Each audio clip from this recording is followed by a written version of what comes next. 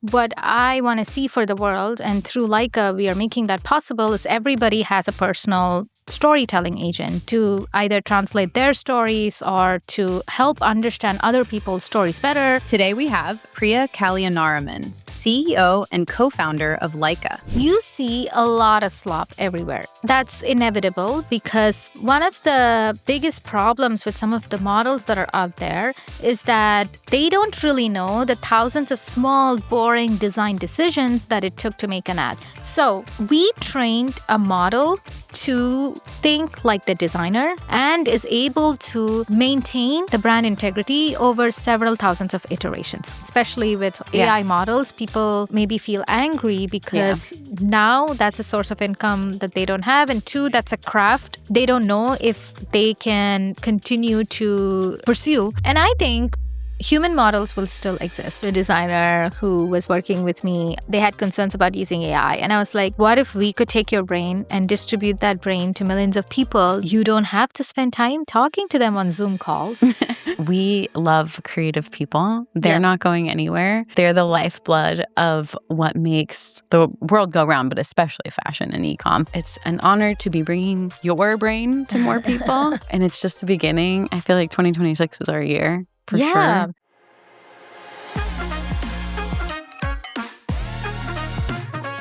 So today, very, very special guest and former host of Creative Got Me, CEO, co-founder of Lica, Priyaa.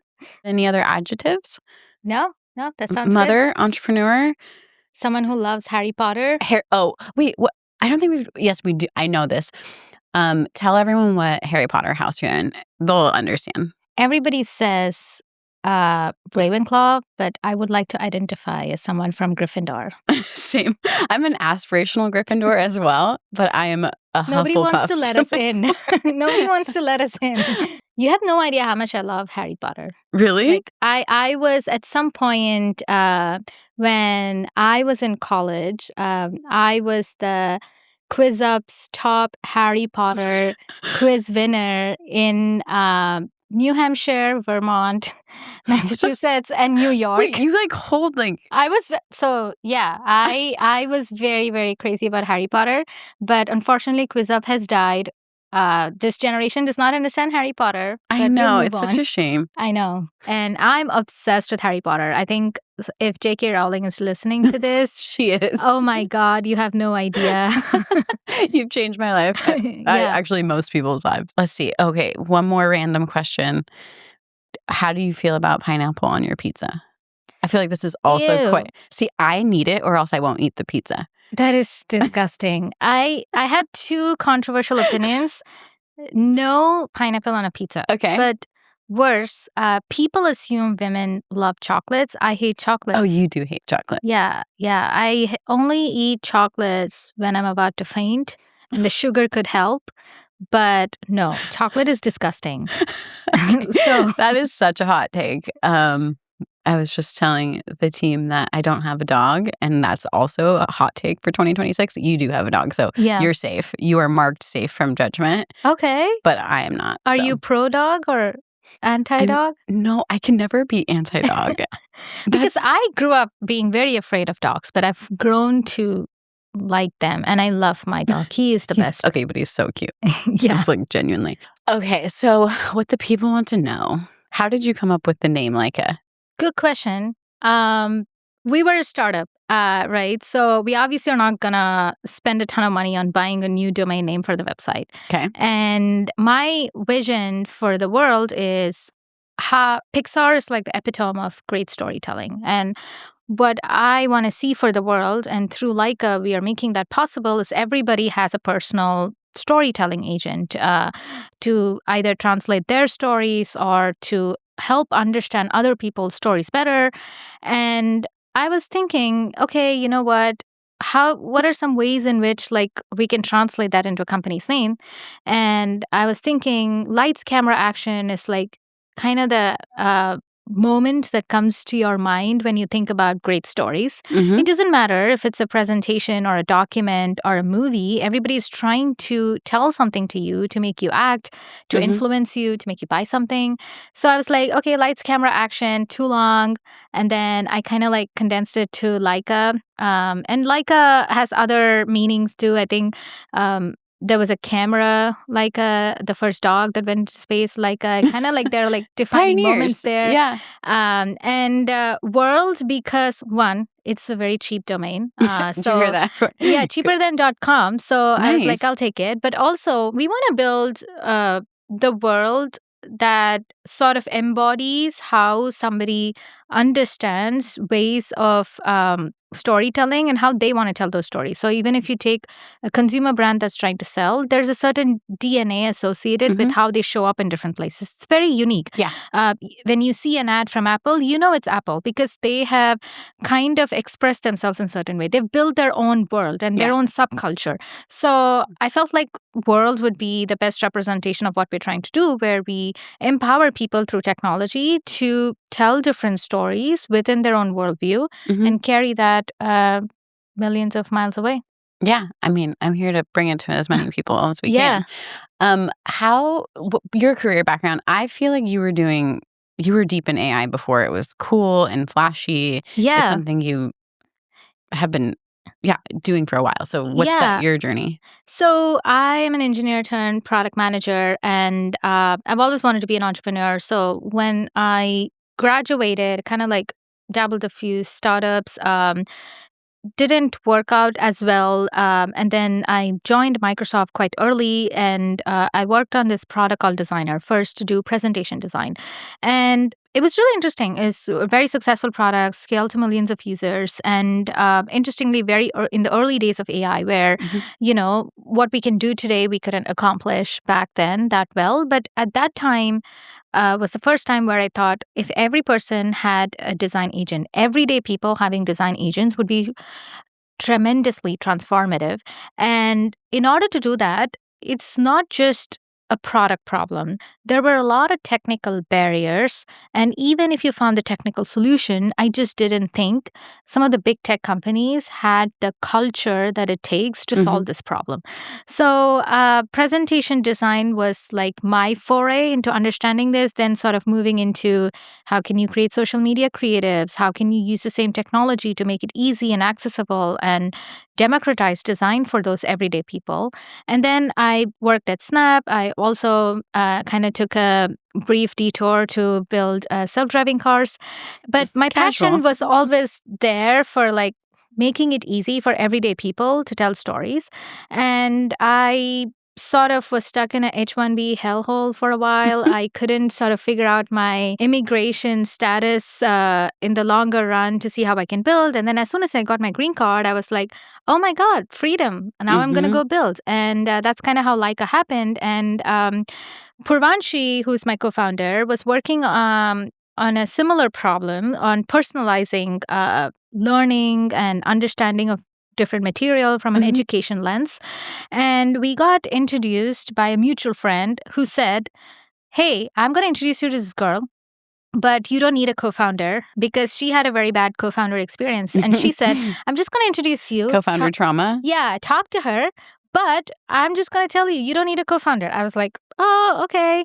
And I have a strong product engineering and design background, but I was also looking for someone who can complement me on the research side, machine learning side. And I knew what my skills were and my weaknesses were. Mhm. And it was kind of like a blind date. I still have the screenshot from Instagram where I told her that, hey, I would love to chat. We started chatting and we were like talking online. And then she told me, hey, there's this accelerator. Do you want to apply together? And even then I was like, I'm not sure. Why don't we apply separately? And she was like, okay. But then we still started chatting. We used to talk every day. We were shipping something. We were trying out something. And then she took a one-way ticket to my house from Seattle. She never went back. And we kind of kicked my husband out of his office, and she was living there. And we built it together. We kind of like raised capital together, and we tried to come up with so many different ideas in a short Yeah. period of time. And then she permanently moved to San Francisco. And you two are two peas in a pod. Yeah, and sometimes people think we're the same people because I got invited to a panel discussion, and the same group invited my co-founder Purvanshi, and this lady was talking to me, and for a while I didn't know what she was saying, and she realized that, oh my God, you're not Purvanshi. I was like, no, I'm her co-founder. I'm a different person. So it's been a fun experience, and I think we have learned a ton. And I think the way I would put it is, I asked her, why do you want me to be your co-founder? And she said, I think you have all the qualities that I don't. And if I just wanted to be with someone who's a reflection of me, I'll just talk to ChatGPT. So it was either a marriage or founding a company together. Yeah. And I think you made a good choice. Yeah. It's been fun. And also, I think we've built this team, and it's amazing because you joined, and one of the frequent feedback we get is like, oh, it's 3 women? Oh, this has never happened before. And like, there's always a first. Yeah. No, I think, from coming into a startup of this size, it's so refreshing, one, that you communicate very candidly with each other. There's not, at larger companies, I started to see a lot of toxic positivity of like, we'll make it work. And everybody's just so gentle with each other. It's so refreshing that everyone just says what they mean and we just move quickly. Yeah. Yeah, sometimes I have to be like, wait, what just happened? But I think the pace is refreshing. The overall just mission, we're just going all in and we're all on the same page. I think that part of working in a startup is so, like I said, refreshing. But then also that we have both of you just really hands in the product. So if one of our customers says like, but we really envision it working like this, we can get scrappy. We can still move quickly. And I think that, gosh, you just lose that at bigger companies, and it starts to feel soul-sucking when you can't just quickly iterate on the product. Yeah, and I think this is the biggest advantage. I just came from meeting a customer, and, we were kind of discussing what it would take for a larger company to do this. And I said, actually, you can't even imagine, because they would still be talking to your lawyers about contracts. And you wouldn't have signed anything. You wouldn't have gotten any photos. You wouldn't have been able to experiment. But today, this customer is able to completely reimagine their studio operations, creative operations for social media, figure out new experimentation strategies for the next 3 months when it comes to email marketing campaign, retention campaigns. So they are thinking about how to make their company successful, not thinking about how can I get this tool to be used by 20 people in my company so that I can think more about the strategy. We want to take time off your plate that you spend on random crappy things that you shouldn't even be thinking about. And we see AI playing a great role in that. And we're focusing on the small niche that we know we want to conquer and be the best at. So in what ways do you think we're making the biggest impact on brands and e-commerce and retail right now? Yeah. So let me take a step back. At the outset, what do? We are building AI models that scale human taste in creative work. And I want to emphasize on human taste because you see a lot of slop everywhere. And I think that's inevitable because one of the biggest problems with some of the models that are out there is that they were trained on a lot of images and text labels from humans of what those images were. So these AI models are learning how to paint, sort of seeing the painting on the wall. Right. Now, they don't really know the thousands of small, boring design decisions that it took to make an ad. So if you see an ad, it says 25% off, and there's like an interesting curve on the text. The character spacing is a certain way. It looks very tasteful for a reason, because some designer is stressing over how far the margins should be. We mean stressing. Yeah. And it's their life. And even if the color is off a little bit, it kind of looks like it was washed out. It definitely looks sloppy. So we trained a model to think like the designer. Mm-hmm. We did not train a model to replace a camera. So a lot of the diffusion models out there kind of like produce photos really fast. Every request is a reset on the intent. Okay. What we're doing is we train a model that embodies a brand DNA and is able to maintain the brand integrity over several thousands of iterations. Mm-hmm. So that's the big difference. So each consumer brand is getting their own model.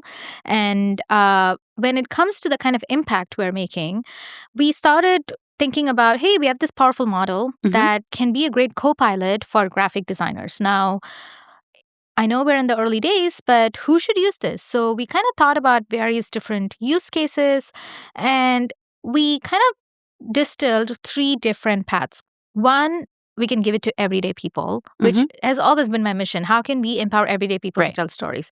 But there are billions of people around the world. Each of them have different ways of expressing themselves. Yeah. If you think about what does brand DNA mean for an everyday person, each person has different identities. That's a lot of identities for the model to learn and get it right. So then we were like, let's reverse engineer. Let's think about companies, because brands are the localized expression of a certain taste, and they promote a certain subculture and embody it. And we can teach AI models to be really good at that and evolve with that. Yeah. And a lot of designers there are stressed. So then we thought, let's look at e-commerce. With e-commerce, there's a simple equation. Every e-commerce founder, executive team are trying to solve for. One is, let's get a bunch of people to come to our site. Yeah. They cannot wear any products. They cannot try on anything. So they can only look at photos and videos. Let's post a bunch of photos and videos of the product and then try to increase conversions on it so they can make money. Yeah. Now, simple goal. One would think. Yeah, simple. But there's a ton of e-commerce stores. There's so much competition. And you also have to drive traffic from so many different places today because consumers are everywhere. Right. Now, with this equation, what happens is you cannot quite... There's different levers to control the user's behavior when they come to your website. You could set the price differently. You could do a bunch of things like give different delivery options. But then all of these other levers, like they are quite hard for somebody to change it overnight because there's other players trying to control that behavior. Yeah. What you have control over is what photos you put of the product, how aspirational they are, what videos you put out there, so user can understand that if they were to buy the product, what that means for them.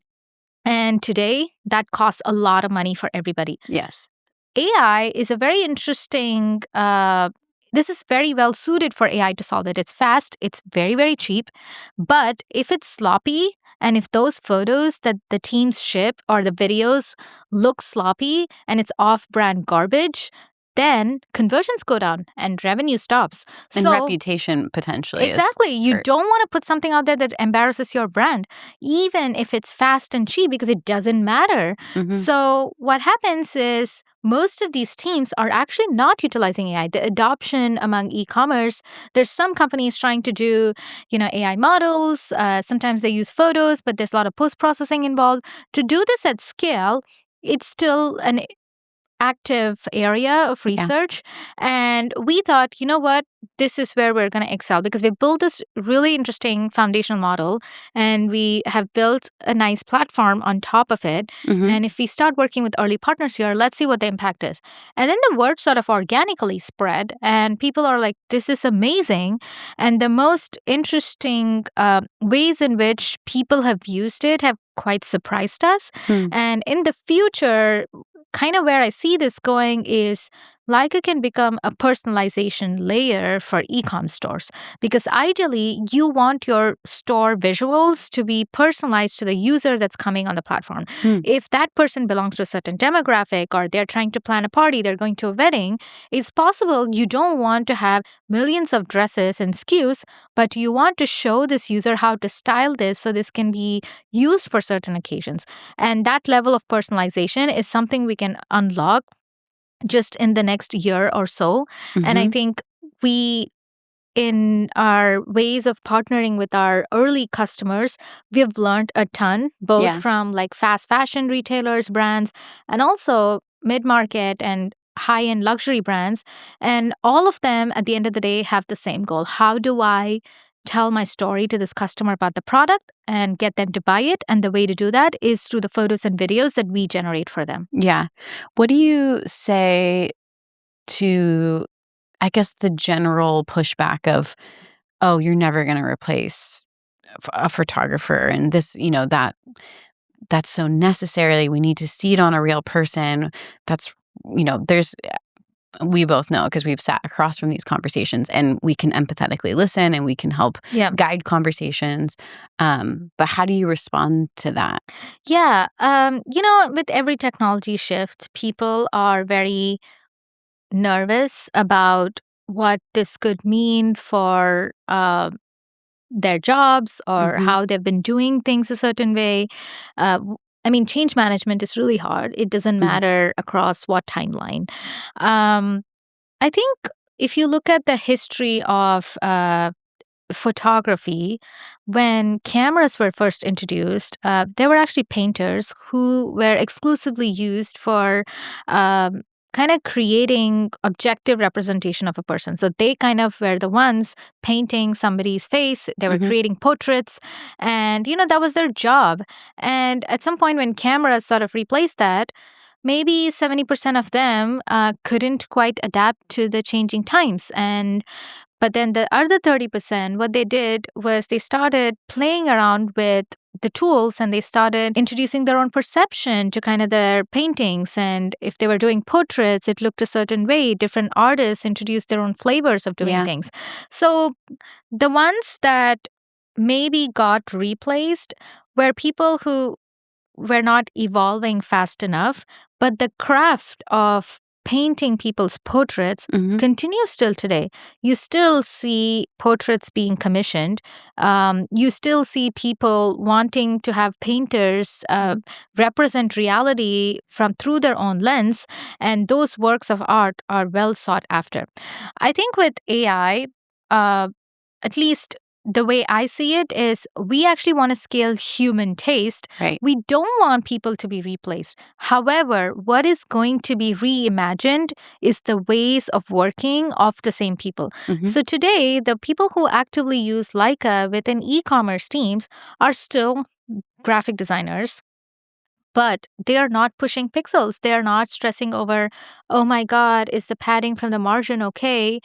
They are generating a collection of photos and thinking, 5 of these are going to work for this carousel. This AI model needs to get better at tuning some of these styles. So I'm going to make a creative trade-off and ask this AI agent to do something different. Maybe have this model present herself in a kitchen with text kind of talking about this offer. So they are kind of like orchestrating AI agents to do the things that one person would have been doing, but instead we're giving them a team of AI and they are working with them, and they've changed the ways in which that they are working. Maybe the tool sets have changed, but their vision, which is their own taste, is being executed through these AI agents. So in the next 10 years, probably nobody is going to sit in front of the screen and push pixels. But as AI models get better and better, the humans are also going to expand their new ideas over and over, which means the AI has to keep evolving to execute on those ideas. I think the biggest fallacy is people just get too stuck with, today this person's producing so much, AI took my job. That's not the way to see it. Today this person was producing so much, but a ton of their ideas never even come out of their mouth because you are just overwhelming them with those minute tasks that suck up all their time and destroy their creativity. And I think that's the space we want to open up. Yeah. I can think about, I don't know, even when I looked at the stress on the PDP, I look at PDP imagery so differently. And I can think about the person that was choosing those images and how fun it would be if you could have this dress on a person on a mountainside, like a hillside, and in a subway, and like a lifestyle shop, like me with my friends.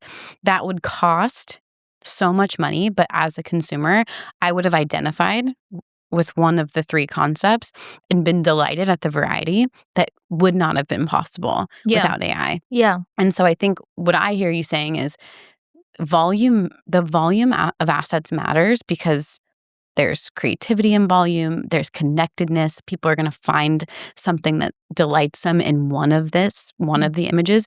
If you are so committed, so I'm only going to shoot this in a studio, it's going to have a white background, we use the same photographer, we use the same model, you're limiting an avenue of connecting with your consumers.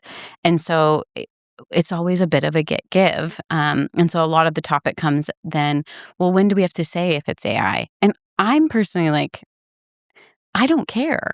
Like, I don't care if you say it. I don't care if you don't say it.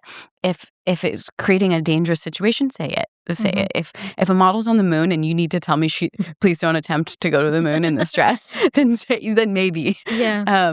But I guess what's your thoughts on that? Like, because people are, where are the limits then? We don't know if it's real, if it's not real. Yeah. I think, everyone's discovering their own guardrails, Right. either for a brand or what they would deem to be acceptable. And I think it always sort of changes, right? Because we've seen this in the first wave of Photoshop and related tooling, where people always got airbrushed, and there are certain brands that might take a stand saying, oh, we're never gonna have our models go through this process of getting their face edited or something like that. I think you need to know who your audience is and what they care about and whether you're representing it. I don't think you should use AI to advertise your product in a way that's false. So, for example, if you're selling something and that product is being represented as something it's not, let's say you're saying it's like cashmere and like the way it falls on you is in a certain way, but then when you get the product, the texture, everything feels off. We've all been there. Yes, don't do that. But I don't think that's an AI problem, because that can happen with post-processing editing, with regular photography too. So a lot of like the ethics of it is something that has always been a talking point with any technology. And I think AI is, at the end of the day, a tool that has evolved to kind of do the things end to end a human would, but you are still co-piloting it and you're still steering it. Right. So you can decide how it shows up. Some of the ways in which like I see AI unlocking this is really, if you take a step back and think about the system that you've built within your company. There are people, the top of the funnel would be, nowadays you have to put it on Instagram, TikTok, you have to be on Amazon, and then you have to go outside and sell it in stores. There's so many avenues to meet consumers, and consumers are overwhelmed. So they have to see your product and your brand in 5 different places. And it's only going to explode because AI is also transforming the distribution surfaces. So if you have to create that many creatives, it's humanly impossible. So you probably have to use AI to think about, how should I show these creatives in these places? Now, when you show creatives there's one person defining the brand DNA. Now, that DNA gets expressed in a bunch of different ways because each platform, they show creatives like videos or photos in a certain way. So you have to align with that without compromising your brand integrity. Now, the ecosystem is, there's a bunch of agencies, there's a bunch of people in-house. And if you go talk to a creative director, their biggest pain point is that, oh my God, I don't like how my brand looks in these places, but maybe it'll get better. And it's always like a hope. What we want to avoid is, we don't want that. We want you to bring stuff in-house so that you can have AI agents that can scale with your brand taste, and it shows up on Instagram. Now, top of the funnel, once you lock it in, when those consumers come on your website, what does the banner look like? How can we generate photos and videos that are personalized there? Product photography, how can we make it consistent? And then once that happens, maybe there are email campaigns. You have some data on how to retarget people. How do you make sure that the photos that are on the website are kind of tweaked for that email banner without like completely changing it? The model can look consistent. Maybe there are some offer messages that can be tuned, decorative elements when you design the banner. How can we build this whole creative ecosystem and have a bunch of AI agents on the cloud that you can spin up or down based on your seasonal demand? And how can you let you be as nimble as we can get you to be so that you can focus on other things too? When you build this creative strategy, you're going to learn a bunch of things. Maybe your target audience can be split into different cohorts and you can run experiments. And the capital that you save from this can be used for real life activations, building communities, the new ways of connecting with consumers, more product, more merchandising, more styling. So I don't think we should think about anything in terms of like, oh my God, we're going to stop this way of doing things. Because frankly, a lot of consumers are not worried about you using AI, because what they want to know is you just don't want an AI model, let's say lip syncing for a review that no one gave. I think people will be pissed off. There's some boundaries. Yeah, but if you were using AI to chop up a bunch of different review videos, creating a cool collage video, those are things we do at Lica, where we want to orchestrate the things at scale that you would want a human to do, because we are scaling that human's taste. Right. That should be totally okay, because now a consumer is able to learn a point of view that they otherwise wouldn't have learned. And I think that's how I see it. Yeah.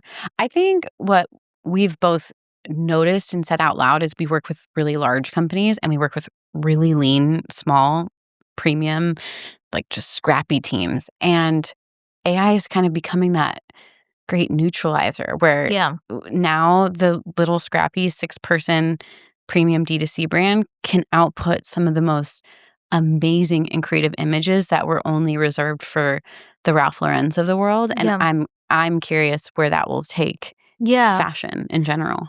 I think fashion is where we've had a ton of learnings, and we're also, I guess, looking now into like CPG, media, and all of them, I guess, have had trouble with creative operations. How do I source the high quality videos and photos, especially with the explosion of social? I would say there was a brief period where, emerging and hipster brands sort of took the center stage. But what's happened is, because everything has been driven by algorithms now, everyone's facing the crunch, because it was not enough for you to shoot one video and then pray for it to go viral. You don't know, you just have to test it out. So creative testing is going through the same scientific testing process, maybe like software testing is at today. And I think AI can be a really great neutralizer, because we are collapsing the distance between your vision and the pixels on the screen to one single step. Now, is it just one-shotting all your vision today? No.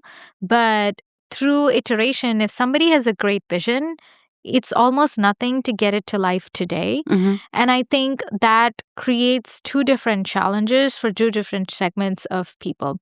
The larger brands, they can move really fast with this, but the problem is they have a bunch of processes and systems and approvals and reviews that makes it very hard for one person with a grand vision to run with it. Right. The smaller brands, I think for them, it's really about, given the resources they have, how should they think about AI? Now, maybe they can compete with the Ralph Lauren by putting out all these photo shoots and whatnot and collecting data massively. But at the same time, they are also constantly grappling with looking beyond cost cutting. And I would say where the small brands are shining when they use our AI tools is that first step everybody wants to do is cut costs. Like that is something everybody has on top of their mind. But the second interesting thing is, like, you can run interesting experiments. You don't have to say no to photo shoot, but maybe run a bunch of A/B tests on Instagram, run a few ads with your products and see how people are liking it. How many views are they getting? Are you able to generate impressions at scale? Does it matter at all for you? And maybe with that feedback, think about how to stock your product, or how do you want to think about that collection. And I think those are all some other interesting ways as well in order to do this. And before, what happened was people have to plan these shoots for 6 months, right? And then you have to lock in on a model and you have to lock in on the location. But today, you just have to think about it, try to execute it, ship it by the end of the week, collect feedback, and figure out if you want to invest in it more. And that brings me to something I had top of mind, which is, I think there's a lot of like talk about replacing people, because modeling and, studio operations, that's a real job. A lot of people are very good at it. And especially with AI models, people maybe feel angry because now that's a source of income that they don't have. And two, that's a craft they don't know if they can continue to pursue. And I think human models will still exist. It's kind of like this where handmade goods now cost more because machines have taken over manufacturing. That's not taken away the demand for handmade goods. But I think there's always going to be a market for things that are cheaper. That being said, I do see a future where your likeness could be rented out. And a little terrifying. People can earn revenue off of your likeness, and you get to control it. And there are technically primitives in place to make this happen.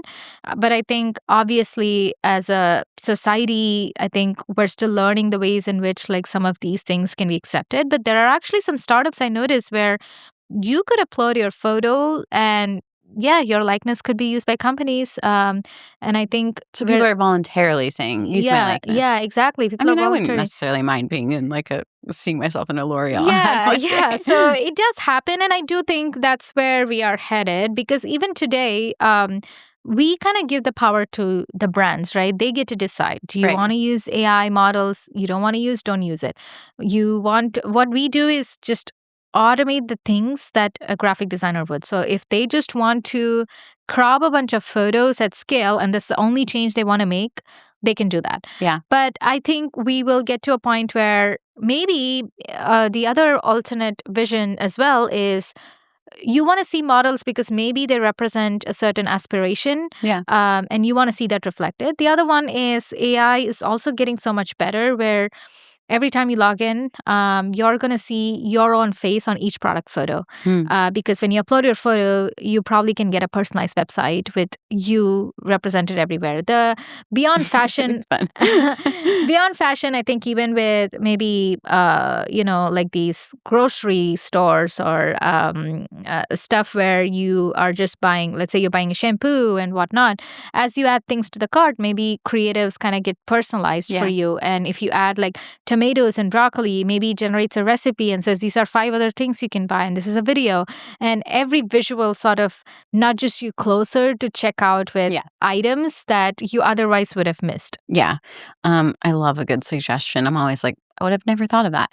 I think a lot of people, a question I get a lot is, well, okay, fine, there's Leica, got it, but what makes Leica different? I lead with it's brand trained, brand aware, because that's something like I've done a ton in chat and been super impressed. But if I had a brand, I need, and like Kinship, my kids' hat brand, like I'm all about like earth tones and playful language. Like it matters. It matters to founders. It matters to large brands, small brands, that you're represented to the T of those brand guidelines. And I would say that's a huge differentiator. You have differentiators from a technical level as well. Would you still say that the brand trained, like creative brain aspect is the biggest differentiator? Yeah, our mission is for every brand to get a creative brain in the cloud. And that brain can be a true co-pilot to your design team. And when we say something is brand aware, if you just go to ChatGPT or Google's Gemini and say, I want an ad for Meta that says 25% off, here's the logo, here's the color, it's going to spit something out that looks very cool and interesting. I think the biggest challenge is that now if you want to just change the spacing between 2 words, you're going to have to type it again. It generates a new image. And it generates a new image. And it changes things. And it changes things. It keeps things, things, but it changes things that you didn't ask and then it to adds change. Like a little twist on it. And from the outset, it looks cool. But would you be proud to ship that to customers? Most of them say no, and that's where they get frustrated. So a lot of times, it's like a cool toy. Now, we took a step back from first principles, and we were like, how can we make this useful? Because there's a bunch of different things that an AI model needs, a scaffolding of sorts, to make it useful. One is, can we embody the DNA, the visual DNA, the brand DNA, if you may call it? And it can be a company, it can be a person, let's say Mr. Beast, he's his own brand, and how he shows up. There are certain elements to it. It can range from typography to the colors used, the kind of photos used, the lighting, or how the text kind of shows up in different places. All of that is brand DNA. And that knowledge just lives across many documents today, right? It might be PDF, Photoshop tools, Figma, and whatnot. So we are able to kind of get all the brand DNA and give you a model that only works for your brand and scales with your brand. And the model that it's built on top of to make it brand aware was already trained on a bunch of different graphic design actions. So it has you can think of it as the intern that is still in college, learning about how to do graphic design. It can be a good assistant. You have to give it details. But with every brand, it's grasping the knowledge of how to level up. And there's no cross-pollination between different brands. Each brand gets its own AI model and AI agent. But with more and more brands, the model is also learning the primitives of design and the abstractions that make good design. What is tasteful design? And our goal is not just that there's a model, there's input and output. We want to unlock a level of iteration because I think maybe I'm butchering the code, but I think it was Galileo who said it's not about how much I've added to a certain painting. It's more about the number of subtractions I've done. So design as a craft is very iterative. Right. So the way current models are done, I feel like it's like an engineer's vision of the world. You put something, you get something. That's it. But design is more like maybe you start somewhere, then you walk 3 steps, and then you find something interesting. You pause, and you kind of do a bunch of things there, and then maybe you walk back and you walk a different direction.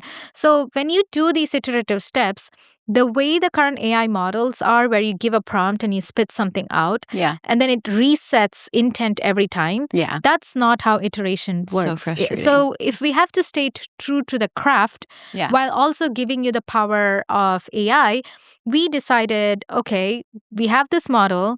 We need to expose different layers that make this design to the end user. And 2 things can happen when we do this technically. If you have an ad, there's text, there's background, there's a bunch of photos and whatnot. Each of them is a layer. Each layer could be mutated or edited, or you can create variations of it. Each layer, either a human could go in and take over, or each layer, another AI model can do it. In the future, a bunch of different AI agents are going to be changing all these variables. So we made it technically possible to embody a brand's DNA, give it memory about how you think about your brand, and with more and more use, it gets better at understanding who you are, and make it easy for a user to take control whenever in ways that are natural to you, that you know of. So every time you edit a file on Figma, you can go move things around, or on Canva, you can go type things. So when you get an output from Lica, it has to feel like that, but you get all the AI automation that any other AI model can give you. I think what's unique about Leica, since I've joined and just have noticed, and I've been at startups before, and this hasn't been the case, we're very research oriented, research backed, research focused. Why is that such an important pillar as you're building? So we actually didn't start off as a product company. So we wanted to solve a foundational problem, which currently remains unsolved for a bunch of reasons. So one is these diffusion models replaced the camera, and it's great because it generates great photos and videos. But in order to be a true designer, you need to understand certain things around heuristics of design. How does composition happen? How do you plan layouts? So sort of like the architect, right? You need an architect. You don't just want somebody to continue to just build just by knowing a few instructions. And we wanted to solve that problem. So we spent a lot of time on collecting very high quality data. We built our own file format to support this. And this file format is the substrate on which AI functions. If you look at how AI models have been integrated into a lot of tools, they kind of operate like a glorified macro. They kind of automate a bunch of different clicks and they just spit out images, but you don't know how to integrate it. You don't know how to iterate on it. That's really clunky. And we knew that won't scale because we had worked on the very teams that were trying to do this. Now, we thought we'll have an AI model that understands the sequence of design steps that you need to take to get to the design. Like a brain would. Yeah, like how your brain would. And we can delegate or add more AI models, smaller models, or introduce humans into the loop as well so that we will build a true assistant. And that is an active area of research. It's not solved. There are very few companies that are even working on this simply because the diffusion models from Google or OpenAI, they were trained on billions of publicly available photos and videos with human labeled captions of what they are. So if we have a photo, let's say from this book, maybe on the internet it describes, oh, this lady wearing like a turban or whatever, but it doesn't have the sequence of steps of, oh, first put the black background that is black or add a logo to the top left corner, like all those sequence of actions, or undo this, redo this.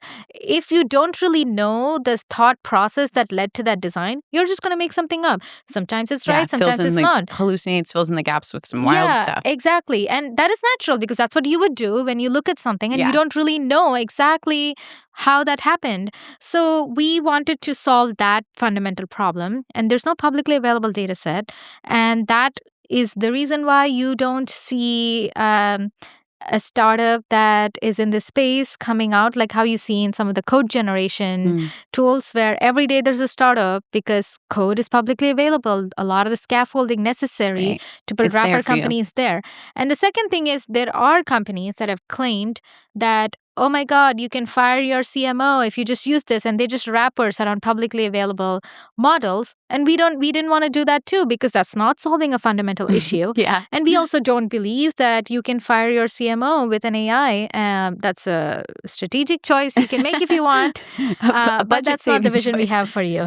I mean, I think that's what I've learned so much was I throw something over to you guys in Slack and I'm like, wait, did you see this tool? And then it would be like, well, X, Y, and Z, here's why it's different than ours. And there's so much learning to do about, I had to figure out what that meant. What is a wrapper? Oh, finally I figured it out. Oh, it's just making a tool that anyone can use look really pretty and have a different brand. Like, oh, got it. So you need proprietary we've built our own proprietary data set. We're training on the data set. We're working with every brand to give them an AI model that is built on the model that we've built so it can be very useful to them so that if a brand has to generate, let's say, 100,000 photos and videos a month, you don't want to be sitting and prompting on chat. And you want that AI agent to work autonomously. And you want to also have the control to steer the model when needed. But it has to be in a way where, A, it saves them a lot of time. It saves them a lot of money. And finally, it shouldn't embarrass them. And that is not something that they should find out one fine day. Oh my God, these results suck. They should be able to have a constant tab at it. They should be able to take a look at it as and when it happens. And I think we've seen some examples where maybe AI like kind of maybe went rogue and it always happens. I love those. And our goal is to just not get there. And I think one of the biggest challenges is that because there are some people that claim that, oh my God, like you can just use this to completely replace your team and you don't need humans anymore. That kind of narrative, I just don't think is good for the industry too, because it creates a lot of mistrust among people. And fear. And also when they see that the slop exists in those wrapper tools, then, it creates a lot of anger among people because, okay, on one side, everybody says use AI. On the other side, I have no control over it. How am I supposed to use it? So I think we are very clear. And that's why I think we've had some great customers and we're continuing to grow is because we are very honest with them. We always work with them on a crawl, walk, run plan. We always say we earn their trust in the first week of working with them, where we say, first, give us your top P0 problems when it Yeah. comes to photos and videos. Let's show you some examples. And then iteratively, we build their trust. And I think that's what's been amazing. So I'm really excited because as we expand more, we're learning new ways of how a customer wants to work with us. Mm-hmm. But also, it's been interesting as they explore new use cases Yeah. and they're hustling with the system. Where one of the customers was like, "Oh, I was trying to create editorials in this flow." And I was like, no, this AI agent works for product photography and we already embedded those rules here. And she was like, okay, but I want to use it for editorials. And now she's spinning up another AI agent for editorials. So it's Yeah. amazing because I think people are really excited when Yeah. you stay true to the vision of what you want to build. And if you have a vision to bring them along, everybody's like really willing to adopt AI at scale. Yeah. I've loved being on the other side of a video call and watching their moment of complete shock and delight. It's not always in a sales role that you get to be like impressive and like have a tool that's just like fun and weird and shocks people. And so I think it's such a gift to be able to have like bring this to more people and to be a certain personality that's going to meet them where they're at and their fear or their trepidation or their anger about AI. Like I love meeting people in those moments because Yeah. it's the same. And I think before you joined, obviously, we didn't have the best, we never really thought about what is going to be our immediate business model, or we just wanted to learn because, it's very new. Yeah. You don't want to go in there. This is not a SaaS tool. This is an AI model. And I think my biggest learning has just been e-commerce specifically has different seasons and collections. And one of the things that I've loved working on with you is that we're coming up with new business models because here people want outcomes. It's not a simple SaaS tool where, 5 people use it, you pay $10 a month. That's not the business model. And the vision I have here is that as the model gets better, as we become better at serving a brand and you kind of can ship creatives given all the technical constraints almost instantly based on some input about who the user is, we can personalize the surfaces where the brand shows up, let's say their website or the email, almost instantly, and we could take a percentage of that revenue. I think that would be the best way to demonstrate how tightly we can integrate with the system, because today creative operations in general are a fixed cost for most brands. They are thinking X photos I need to generate or videos I need to generate. How can I get it here? But if we can actually get to a point where we can directly impact conversions, and it's better for the brand too, because if we are the ones driving conversions, the creatives that don't drive conversions don't pay for it. I think that would be like the ideal utopia that both parties would like to get to. Yeah, it's so mutually beneficial. Yeah, it's been fascinating to watch use cases organically arrive. And when we can move this fast and be this connected to our customers, we say, well, let's try it. And I think that's so fun to say, yeah, we're in, we'll try it. Let's try this mutual proof of concept. You'll see if it works for you. We'll stretch what we're capable of. And I think that's how real, long, loyal partnerships are made. So it's an honor to be bringing your brain to more people. And it's just the beginning. I feel like 2026 is our year. For sure. Yeah. And I think I remember giving this example to a designer who was working with me back then, where they had concerns about using AI. And I was like, why do you think about it as a concern? Because what if we could take your brain and distribute that brain to millions of people? Now they have your design capabilities at the tap of their finger, and you don't have to spend time talking to them on Zoom calls. And you can get paid way more if your brain is distributed across the world and they can tap into your expertise. It's the same as writing a book, right? In the future, I feel like designers would be able to seed their knowledge into any of the Lica models. And those Lica models would have agents built on top of them that people can work with. Yeah. And each designer can bring their own new emerging design ideas, have Lica's AI agents go spread it around the world. Yeah. So the theme here is we love creative people. They're Yeah. not going anywhere. Yeah. They're the lifeblood of what makes the world go round, but especially fashion and e-com. And we are here to scale Yep. your ideas and their brilliance. And so where can people find Lica? Ooh. Well, we can be found at Lica.world. Okay, go there. Yeah. Or you can find Just Mo reach or out me to on us. LinkedIn. Yeah, we're always Yeah, there. we want to hear what you're scared of, what you're excited about, what Yeah. problem you're trying to solve, even if it doesn't look like we solve it. We'll find a way. Yeah, We'll I find a think, way. yeah, if you tell us what you want us to solve, I'm sure we'll We'll find a find a way. way. Because that's kind of how we ended up here. Like, Yeah. we started off with ads because we thought that's where people feel the pressure. And then people were like, okay, we get ad images from the e-com site. Why don't you solve that? They were like, okay. And somebody said, you know what? Email banners require work, and these are the input photos. Can Leica do this? We're like, why not? And then here we are. Here we are. So Yeah. the sky is the limit. Yep. We're ready to experiment. And thank you for being on your own podcast. Thank Creative got me. you. Thank you. I am so excited for this to come out. Yeah.